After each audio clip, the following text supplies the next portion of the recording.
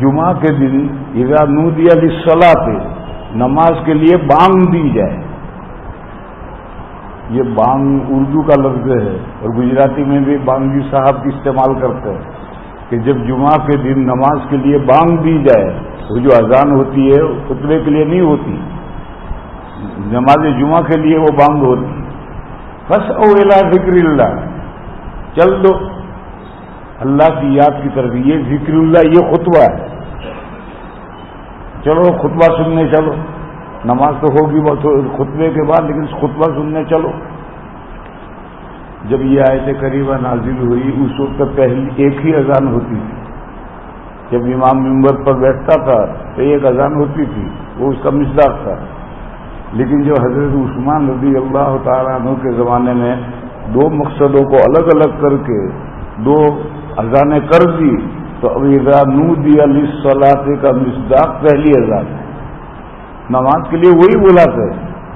ابھی امام صاحب جب بیٹھیں گے تو ان کے سامنے جو اذان ہوگی وہ تو مسجد کے لوگوں کو اطلاع دینے کے لیے ہے کہ بھی خاموش ہو جاؤ, نماز بند کرو, خطبہ شروع ہونے والا ہے.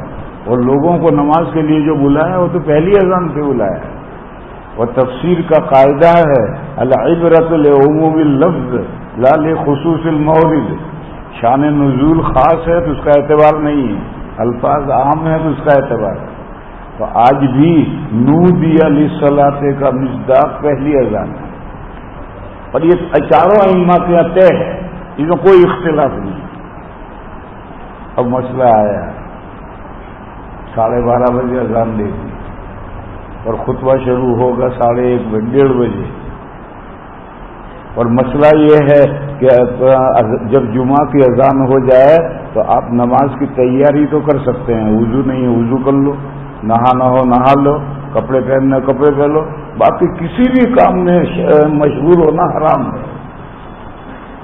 کوئی بھی کام, کھانا نہیں کھا سکتے ہم, دکان میں دکانداری نہیں کر سکتے. نماز کی تیاری کے علاوہ ہر کام میں مشغول ہونا پہلی اذان کے بعد حرام ہے. تو ہمارے طالب علم پوچھتے ہیں کہ 1 گھنٹہ پہلے اذان ہو گئی ہے. تو میں نے کہا یہ تو تمہارا قصور ہے, کیوں تم 1 گھنٹہ پہلے اذان دیتے تھے. لندن میں جس مسجد میں رہتا ہوں, ہمارا وہاں طریقہ یہ ہے کہ 12 بجے بلکہ 12 میں 5 منٹ کم کو میں بیان شروع کرتا ہوں. اور مجھے معلوم ہے کہ 12:32 پر وقت ختم ہوگا, تو میں ٹھیک 32 پر تقریباً کرتا ہوں. اور جہاں میں نے آخری جملہ بولا کہ اس نے تقریباً اذان شروع کر دی.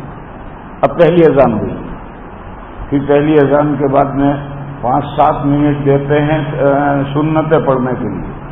5-7 منٹ میں لوگوں نے سنتیں پڑھ لی. اب امام صاحب منبر پر آ کر بیٹھ گئے اور دوسری اذان شروع.